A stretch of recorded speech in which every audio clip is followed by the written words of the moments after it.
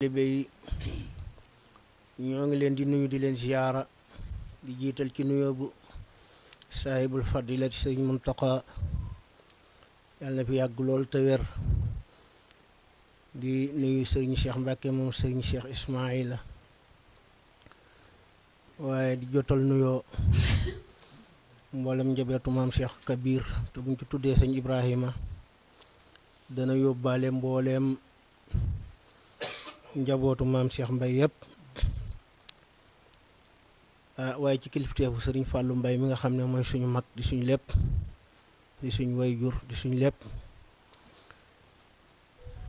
waaye ci kilifteefu sëriñ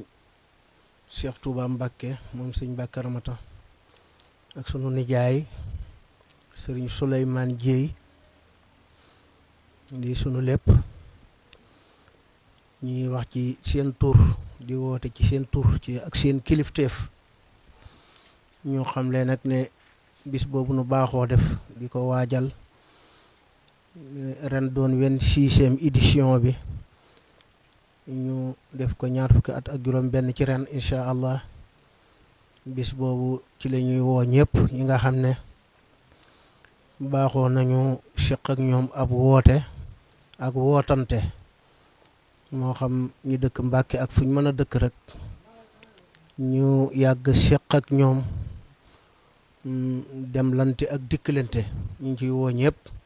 le 8 janvier bi ñu jëm la incha allahu taala di ci woo ahlul quran waaye di ci woo ahlul xasida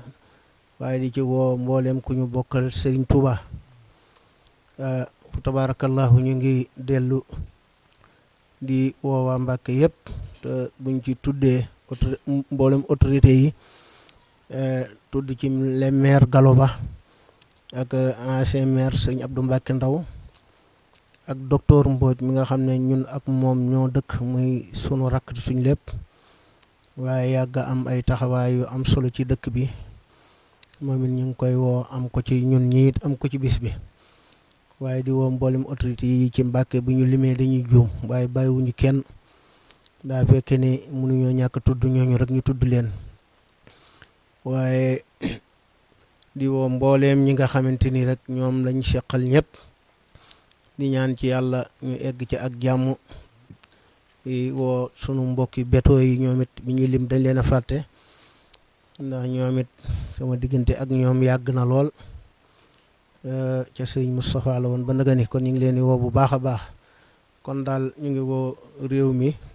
di woo bitim réew di woo mbooleem koo xam ne mas nañu seq ak yow moo xam dañ laa lebal wala nga lebal ñu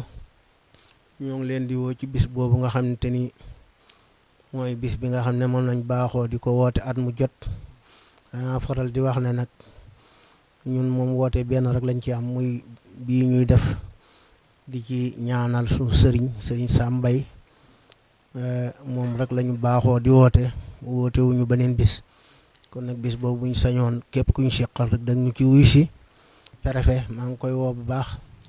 ndax daaw joxoon nañu autorisation ngir ñu mën a màggal ren it ñu ngi koy woo bu baax a baax ci autorisation boobu mu ñu joxoon waaye di ko yëgal bis bi di ko yëgal waa Njaayeen ak waa Njatara ak mbooleem ku ma tuddul ñi ma tudd bis bi moom bis bi waaye ñu tudde ko sëñ Mamoun Diagne ak sëñ Lamine Ndiaye waaye di ci rendre hommage ñaar muy sëñ Yaxya Ndiaye yi nga xam ne moo daan noddu ca jumaay Isine Bentali te sama diggante ak doomam sëñ Fallu Ndiaye ñëpp xam ko ñu fas yéene ko ci ñaanal moom it ak soxna Fat Ndaw muy yaay sëñ Ali Suur